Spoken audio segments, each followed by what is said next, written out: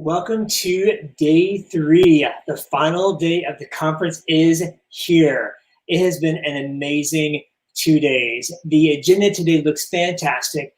I can't wait to be a part of these sessions. And I also can't wait to hear from our keynote this morning, Dan Ryder. Dan, it's so great to have you here. It's super fantastic to be here. Thank you so much for having me. It is our pleasure. Now, let me tell all of our participants a little about you. Idea wrangler, design thinker, and head scratcher, Dan Ryder teaches at Mount Blue campus in the rural college town of Farmington, Maine, where he now serves as director of the Success Innovation Center, a problem-solving studio that combines best practices of human-centered design, restorative practices, and social-emotional learning in makerspaces. As a creativity and education consultant to the U.S. Department of State, he recently co-created Panels and Perspectives, creating comics in the classroom with Josh Ells and Jackie Gardy, and co-founded the first AE Comics VX, a 15-country-strong virtual teacher exchange focused on comics creation in the classroom. He and Amy Braval are co-authors of Intention, Critical Creativity in the Classroom from Blend Education 2017. And you can find him on social media at Wicked Decent. Thank you for sharing a part of your story with us today, Dan. Oh, I'm just so stinking excited. Yeah. Awesome. Well, jump right on in. We can't wait to hear from you. All right. Well, I'm going to share my screen, and here we go. Bum, bum, bum. Chrome tab. All right. Great. Well, welcome here to Near and Far. Before we get started, actually, hey, a little quick warm-up for everybody, because I promised I would try to make this interactive in the time that we have, and I'm going to try to make good on that. So here's what I'd like you to do at home, in the comfort of your own home, and I'll demonstrate to you here in a minute what I'm thinking about here, is just a little mental warm-up called Escape the Box. My background is in improv, as well as being an English teacher. But I directed improv comedy for like 17 years, and I've been performing just as long. And what I'd like you to do is use one of these improv games that we usually use as a warm-up, but I want to kind of make us think about applying content to it. So I want you to use your knowledge of simple machines to imagine a way out of your screen that you're in right now. And you get bonus points for pantomime. So I'm going to stop my screen share so you can see me here. And hopefully now you can see me, right? So the way I'm thinking about this is like, for example, like I might use, this is my screen, right? Here's my barriers or my walls, whatever I can see here in my space. And what I want to think about is, how do I get out of this space using a principle of a simple machine? So one thing I might do is I might rig up a pulley and put a rope through it, and then just hoist myself out. So that's one way. I could do that. I could use a basic wheel, put those on my feet, and I could skate out of here, which I'll spare you that lovely piece of acrobatics that I would do. Or I could set up a lever and a fulcrum and try to here's my lever, and I'm going to just set it down and try to launch myself out of the space. That was a bunch of ridiculousness for all of you folks at home, but the idea is to use the constraints of our picture frame, our screens, as an opportunity to get kids to think about the content we're trying to get them to experience, and to get them thinking about how might we see these as opportunities, and how might we get physical movement being a way for them to show us what they are supposed to know, and to do so within the confines of a remote learning environment. So we're going to jump back here to our screen here, to my screen share.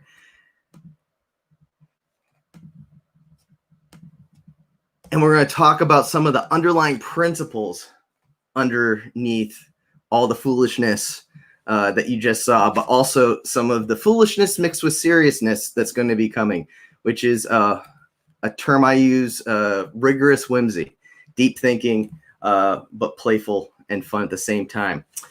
So yes, we're going to be talking about creative movement and deeper learning in an era of remote learning. And if you want these slides for yourself, you can go to that bit.ly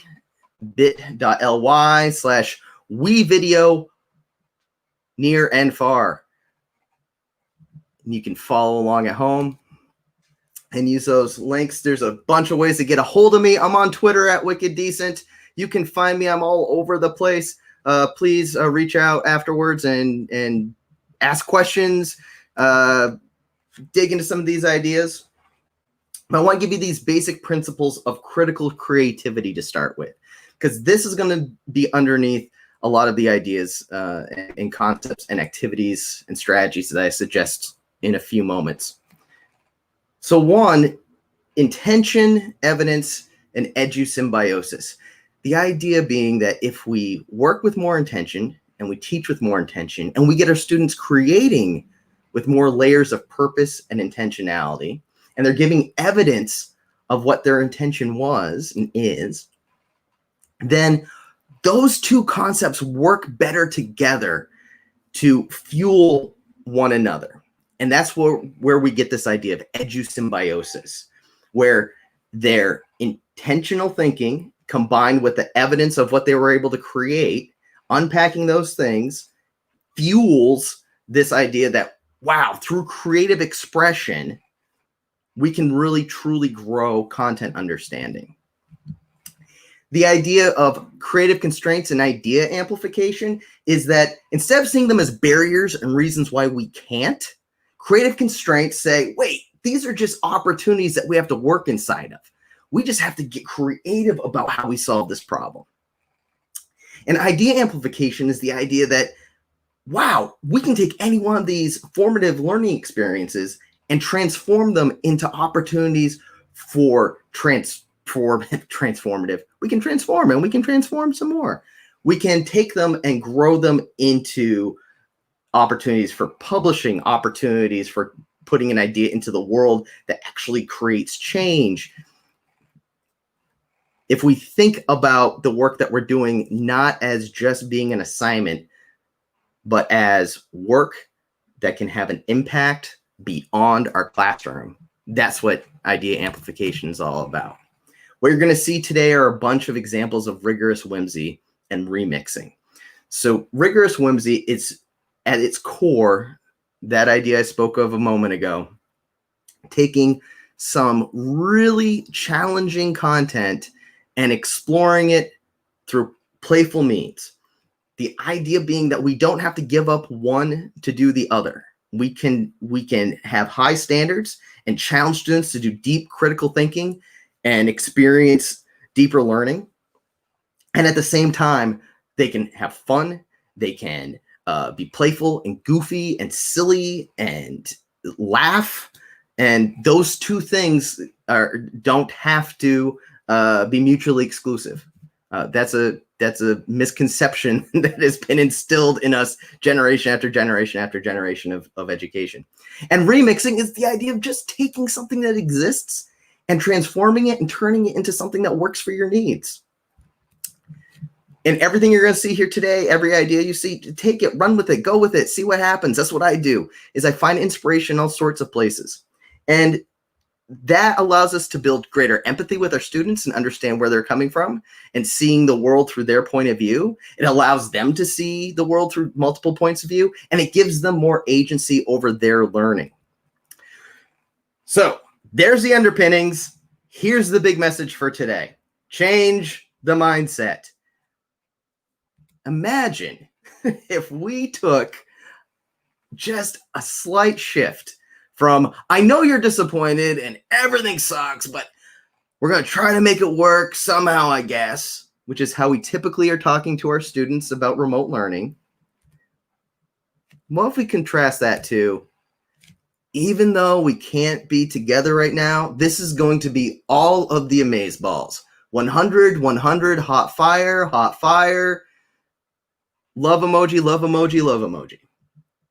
What if we make that shift? We know it's not going to be the same experience. It's not. However, it can be the same learning experience.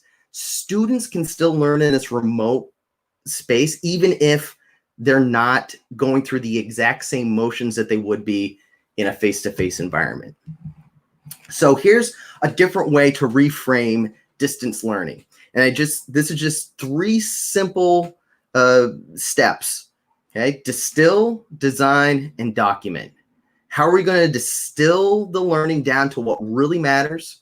How are we going to design a learning experience that meets our students' needs, our family needs, our community needs, and our world's needs? And then how are we going to document that experience and make sure that what we were hoping to accomplish happened? And how are we going to find out what our students really know and are truly taking away from the experience? So let's get first into distill. What really matters? We have to take a look at our curriculum, especially in subject areas that are really focused on movement, and ask what really truly matters. For example, in physical education, is what really matters how to play soccer or how to play basketball? Is that what really matters in physical education? Or is it more a focus on learning teamwork, learning to develop routines and healthy habits? Is it about our physical strength and flexibility? We learn rule sets to learn competitive games and team sports, but is that really what gym is supposed to be? Is that, what's underneath that? Oh, it's understanding, principles of cooperation, teamwork, the constraints of rules and functioning well within them, improvement through practice. There's tons of lessons that are really underneath that. So how do we get to those targets? Same in STEM or STEAM courses. What we're really talking about is problem solving and inquiry and computational thinking and experimentation. In theater and dance, what we're really talking about is communicating a truth and creating reality, exploring patterns and rhythms, developing spatial awareness in our body and voice control, and growing a relationship with an audience. So first we break all those things down, right? We got to get really to the core of what really matters in those disciplines. And we can do this for the ELA as well, and social studies. It's not that we don't need to do it there, but I'm thinking about those courses that rely so heavily on movement they're really causing us to question, how can we possibly do that? So then we get into design, and this is where we actually make the lessons and learning, right? How might we meet the needs of students, school, family, and community? Asking ourselves that question, because that's going to help add value to these remote experiences. And when we're struggling with students and engagement, and we're struggling with families wondering if, what's the point of these lessons, and how are we managing all this time and staying invested? We ask this question during our instructional design. It's going to help us out. So for example, in physical education, this is a still. If you follow the link here, when you look at my slides, you'll be able to go to their Facebook page. This is a still from the Farmington, Maine Parks and Recreation Department. And my 2 friends, Zach and Griffin Conlog, they're both middle school and high school educators. One teaches social studies, one teaches physical education. And since quarantine started, they have been making just amazing videos. Their whole team at the Farmington Parks and Rec Department have been making amazing videos that show how to get outdoors and engage in outdoor learning, but also how to do sports on your own and how to do things at a physical distance, practice skills, develop your various athletic abilities, but also yoga and mindfulness, all this great stuff. And this example happens to be how to play soccer golf. So what if our students we're designing exercise plans for at-risk populations? What if that was a way for students to demonstrate what they really know and understand about physical education? How might they do that? And how might that allow them to create a video series and create something that could then go on and actually help an actual audience? And what you're going to see as I go through this next set of slides are going to be a lot of these, like, here's an example, and then here's a what if to think about. And I apologize that I'm speaking so quickly. I know I'm flying. I just got a lot I wanted to get to you folks. But please follow up with me. Ask questions. All of these are ideas, are just ideas. They're not prescriptions. And you should push back and be like, but what if? Wait, why would? Those are all important questions to be asking. This next idea I got from my good friend Dave Hamilton, who is at Explo Elevate. And actually, he and I had a great conversation about this very topic at a recent online workshop about this idea of creative movement. And he was showing that they couldn't do their typical robotics labs anymore. So they shifted to making them in paper prototypes and showing students how to use folded paper in order to make these kind of quasi two-dimensional paper prototypes of their robotics that they were creating, and then making stop motion videos and animatic storyboards in order to show how they work. So I absolutely love that idea. And that got me thinking, is what if students had to design a distribution of resources solution? You know, that right now in pandemic mode, we're really struggling with that in many communities. How are people getting the things they need? So what if that was the design problem students were working on? And what if they created these paper prototypes to demonstrate that? And they created video documentation of how those systems would work. And dance and theater is really challenging right now. And a lot of people, I was just chatting with a music teacher about what are we going to do with kids, and everyone's got a different plan, and how are we going to make this work? In the theater world, people are aching for performance. And so I turned to the world of stand-up comedy for some inspiration. And Ellen DeGeneres, her first bit that kind of put her on the map of stand-up comedy was this one-sided phone call she has with God. And it was an idea that she also was inspired previously by Bob Newhart, who did whole routines that were just him having these various phone calls with people. And you're only hearing one side of it. You're not hearing what is said on the other end of the phone. It creates for a really interesting dynamic. And again, if you go to my slides, there's a link right there so you can watch it yourself. But you can understand what is happening on the other side of the phone. That's how compelling Ellen is in this bit. And it's an excellent way for students to think about storytelling. And I was thinking about, what if students had to tell two sides of a story of injustice via a one-sided phone call? How might they create these phone conversations and do one from one point of view and one from another that really shows they understand all different sides to an issue, all different sides to something that they as a student perceive as going wrong in the world? That might be an interesting way to work in some writing as a writing prompt, but also, you write it, one student could write it, another student could perform it. Something to think about with this idea of public speaking and theater. And then when it comes to dance, well, we've all seen tons of TikTok videos, right? And they're kind of everywhere. So dance videos and lip sync videos are super fun. But what I really like is like this one from Michael and Alan Hoffman. This video, they have a whole choreography that makes use of space.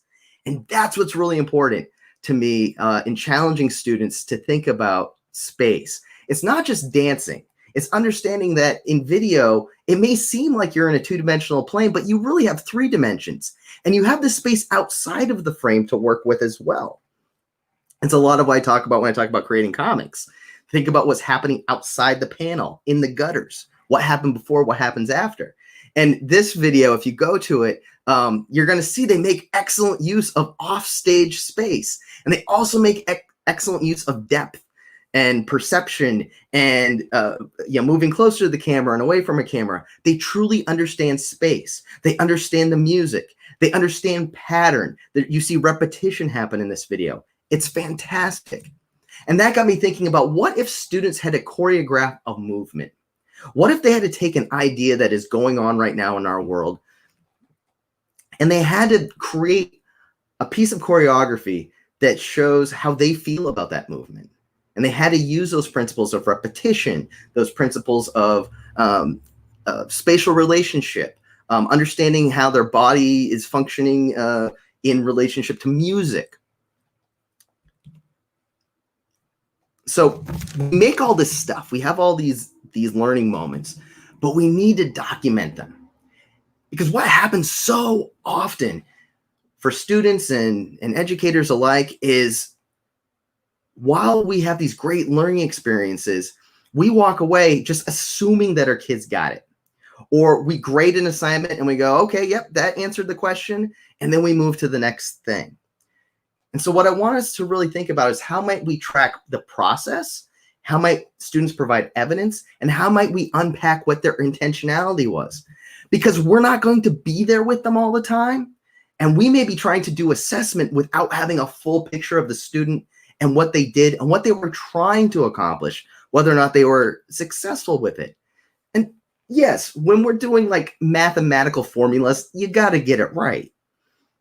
There's a right and a wrong. We're talking about like historical fact. There's right and there's wrong. There is some black and white in the world. And at the same time, how often do students try to achieve something? It doesn't work, and we don't really know what their thinking was behind it.